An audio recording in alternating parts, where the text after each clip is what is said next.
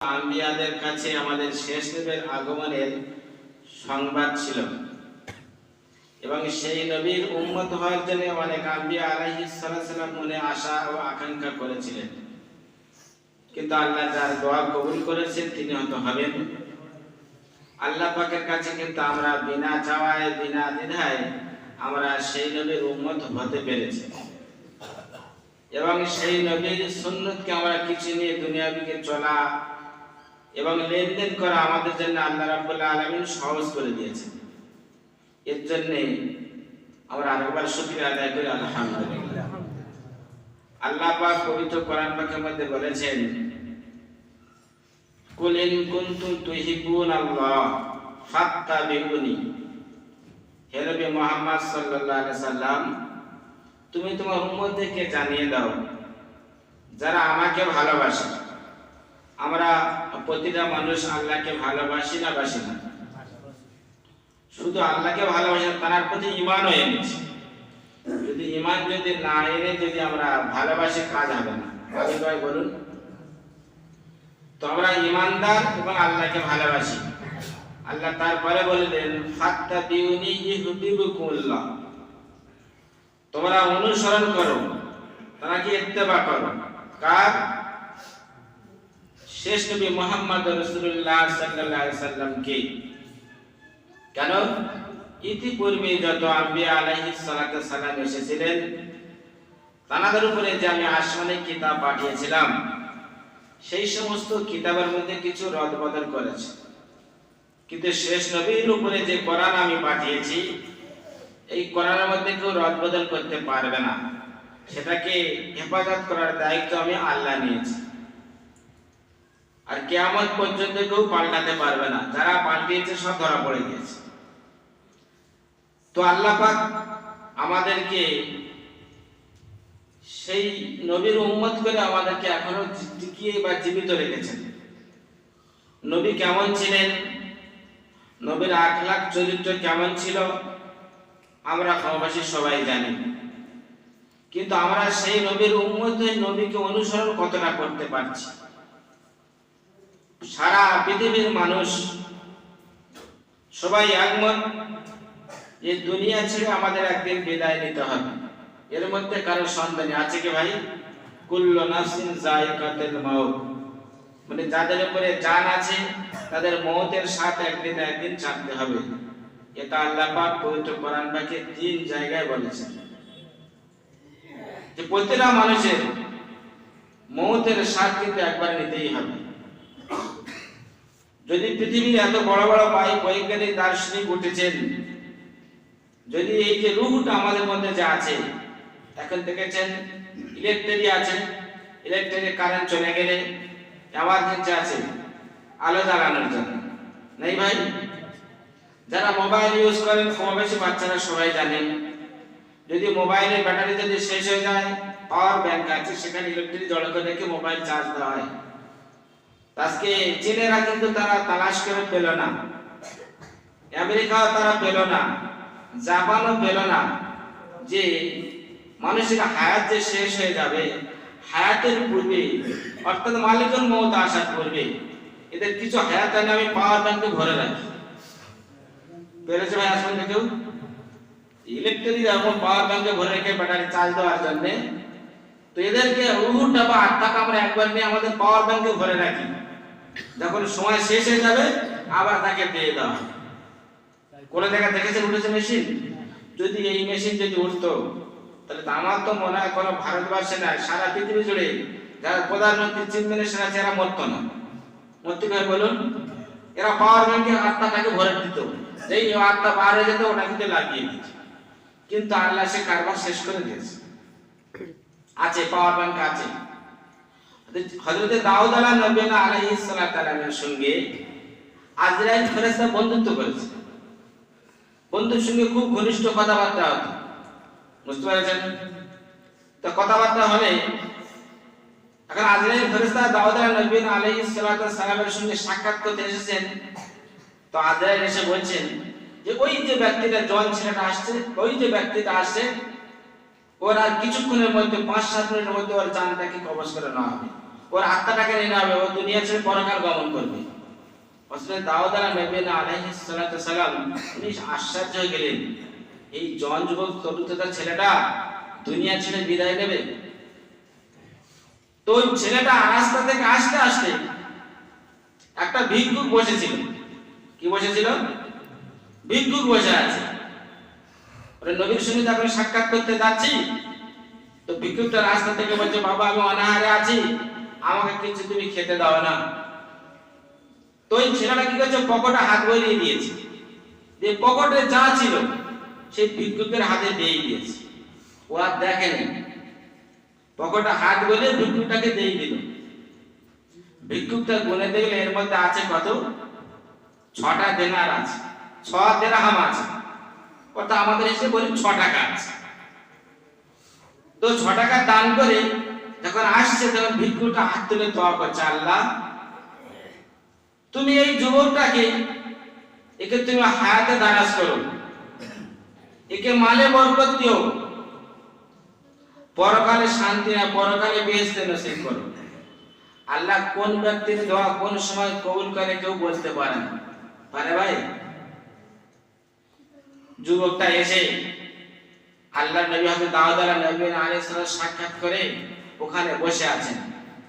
আর দাউদ আলাইহিস সালাম দেখছেন যে আজরাইল ফেরেশতা তোমার সে বন্ধু তোমার কাছে আছে, আর তো 5-7 মিনিট পরে এই বাচ্চাটাকে জওয়ান যুবকটাকে রূহটাকে কবজ করে নিয়ে চলে যাবে, তো মৃত হয়ে যাবে।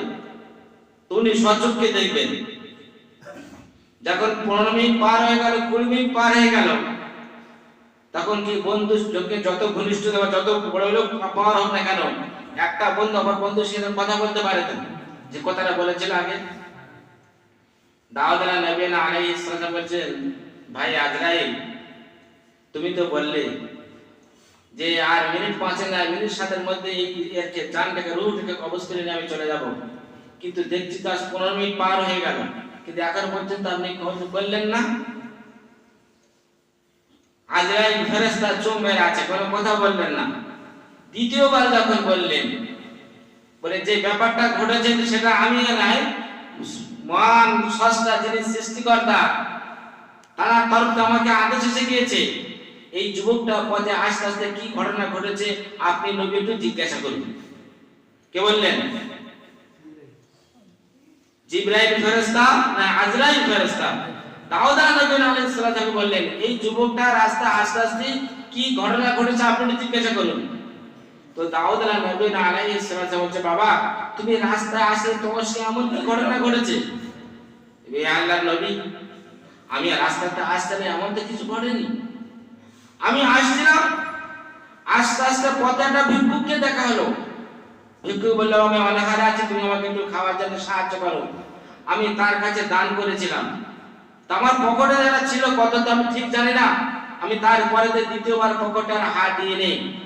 তো আমি সেই ভিক্ষুককে যখন দান করলাম, সেই ভিক্ষুক আমার জন্য 3টে দোয়া দিয়েছে। কটা দোয়া? 3টে দোয়া দিয়েছিল। 3টে দোয়ার মধ্যে একটাই দোয়া এটাই ছিল যে আল্লাহ তোমার হায়াতে দারাজ করে, আর তুমি যে আমাকে দান করেছো এর বদলা যেন আল্লাহ দেয়। আচ্ছা, আমরা আল্লাহর রাস্তায় দান করলে আল্লাহ একের বদলে কত দিবে বলে ওয়াদা করেছেন জানেন? সবথেকে কম দরজা বলছি, একের বদলে 10। কত? একের বদলে 10, সবচেয়ে নিচু দরজা চলছি, আগে যাচ্ছি না এখন। তো দাউদ আলাইহিস সালাম চমকে গেলেন যে একের বদলে 10, তুমি 6 দিরহাম তাকে দান করে এসেছো। তখন আজরাইল ফেরেশতা বলছে, বন্ধু যে যুবক আমার সামনে ছিল, এই মিসকিনকে ফকিরকে দান করার কারণে আল্লাহ পাক তার এই যে হায়াত ছিল তার সঙ্গে যোগ করে যে 6 দিরহাম দান করেছে, 60 বছরের হায়াত বাড়িয়ে দিয়েছে। সুবহানাল্লাহ বলবেন না? যদি সেই দাউদ আলাইহিস সেই জামানায় আমাদের যদি থাকতো, যদি দান করলে এরকম যদি হায়াত যদি বেড়ে যেত, তাহলে মসজিদে পয়সা গোনার লোক তবু আরো বেশি লাগাতে হতো না ভাই? যে 1 টাকা দিলে 10 টাকা 6 টাকা দিলে আমি 60 বছরের হায়াত যখন পেয়ে যাবো, আমি আজকে জুমার দিন আসছি 600 টাকা দিয়ে যাবো, হয় না ভাই? এমন কেন? মৌতের থেকে সবার ভয় আছে না নেই? কে চান যে আজকে আমি মরে যাবো? একজন ব্যক্তি হাত তুলুন যে আমি আজকে মরতে চাই। কিন্তু সবাই মরে গিয়েছিলেন, আবার জীবিত উঠে এসেছেন। আপনারা সবাই মরে গিয়েছেন, আমিও গিয়েছিলাম, আবার জীবিত উঠে এসেছি। বলে কেমন করে? ঘুম থেকে ওঠার পরে যে দোয়াটা পড়া হয়, আলহামদুলিল্লাহিল্লাযী আহইয়ানা বা'দা মা আমাতানা ওয়া ইলাইহিন নুশুর। যদি ঘুম যদি মৌত যদি না হতো তাহলে আহইয়ানা বলার ওখানে প্রয়োজন ছিল না।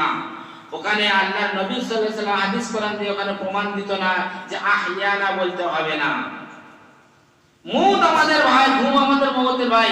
আমরা যখন দুনিয়া ছেড়ে যখন চলে যাই, যখন অগোর ঘুমে যখন ঘুমিয়ে পড়ি, দুনিয়া কি হচ্ছে কিন্তু কোনো সাড়াই পায়। এই যে ঘুম থেকে ওঠার পরে সবসময় আল্লাহর শুকরিয়া আদায় করতে হয় যে আল্লাহ যে মৌতের হাত থেকে আমার বাঁচিয়েছেন, সেই তার শুকরিয়া না আদায় করে আমার ঘুম থেকে উঠে মধ্যে শুধু কি করি দুনিয়াবি চিন্তা সঙ্গে সঙ্গে মাথায় এসে যায়। দুনিয়াটা কেমন? আল্লাহ রাসূল সাল্লাল্লাহু আলাইহি ওয়াসাল্লাম বলছেন, হে যুবক, তোমাদের দেখে যখন দুনিয়া কাঁপে, এলাকাবাসীরা যখন কাঁপে, ওই রকম তোমাদের একটা সেজদার বাদলতে জান্নাত কেঁপে যাবে, জাহান্নাম ভয়ে জড়ো হয়ে যাবে। তোমাদের একটা সেজদার মর্যাদা এত। কিন্তু আমরা শত শত আল্লাহর ফরজ হুকুমকে ছেড়ে দিয়ে আমরা শুধু দুনিয়া নিয়ে ব্যস্ততা হয়ে আছি। নেই ভাই, দুনিয়া নিয়ে ব্যস্ততা হওয়া এটা আমাদের ইবাদত হবে। যে আল্লাহ আমাদের বাচ্চা বেলা থেকে এত বড় করলো, মানুষ তো একটা মায়ের পেটে 5টা সন্তান জন্ম নেয়, ফ্রেম তো একই, কিন্তু 5টা সন্তানের মধ্যে 4টে সন্তান হলো 5.5 ফুট, একটা সন্তান হয়ে আছে মাত্র সে 2 ফুট। নেই ভাই এমন? হ্যাঁ, শ্বাস তো একই, ফ্রেম তো একই, কিন্তু যে আল্লাহ আমাদেরকে সৃষ্টি করলেন, এই বাচ্চা বেলা থেকে আমার 5.5 ফুট করে দিল, আমার আর একটা ভাই সে 2 ফুট রয়ে গেল, তার বাড়ার শক্তি দিল না আল্লাহ। আল্লাহ তার অতটাই করে গেছেন, সেই আল্লাহকে শুকরিয়া আদায় করবা। যে আল্লাহ আমাদের চোখে মুখে কোনো বলার শক্তি ছিল না, সেই আল্লাহ আমাদেরকে বলার শক্তি দিল। যে চোখে আমাদের দেখার কোনো পাওয়ার ছিল না, সেই চোখে দেখা পাওয়ার দিয়ে দিল। কিন্তু সেই আল্লাহকে হুকুম আদায় করবো না? আজকে বলুন, আল্লাহর প্রতি অত বিশ্বাস আমাদের নেই। আল্লাহ রাসূল সাল্লাল্লাহু আলাইহি ওয়াসাল্লাম বলেছেন, যে ব্যক্তি ফজরের নামাজ নেয়, 5 ওয়াক্ত নামাজ আদায় করলো, আদায় করার পরে তার শরীরের মধ্যে যত রকমের বিমারি আছে, যদি সঠিকভাবে যদি আদায় যদি করে, তার শরীরে কোনো রকমের বিমারি আসবে না। এবং ফজরের নামাজ আমার যে সমস্ত উম্মতেরা আদায় করে, ফজরের শীতল হাওয়া যখন তার গায়ে লাগে, কমসে কম 30টা রোগ থেকে সে মুক্তি দান করে আল্লাহ পাক তাকে। তাহলে আল্লাহর উপর আমাদের বিশ্বাস নেই। আল্লাহ নাই, ডাক্তার বলেছে তোমার শরীরে সুগার বেশি হয়ে গেছে, তুমি ইনসুলিন পড়াও, ফজর বেলা উঠে নামাজ পড়বেন, কিন্তু ইনজেকশন আগে পড়াবে না ভাই। তাহলে ডাক্তারের প্রতি আমাদের বিশ্বাস এসে গেল, কিন্তু আল্লাহ যে কথা বললো সে কথা তো আমাদের বিশ্বাস হলো না। একজন শিল্প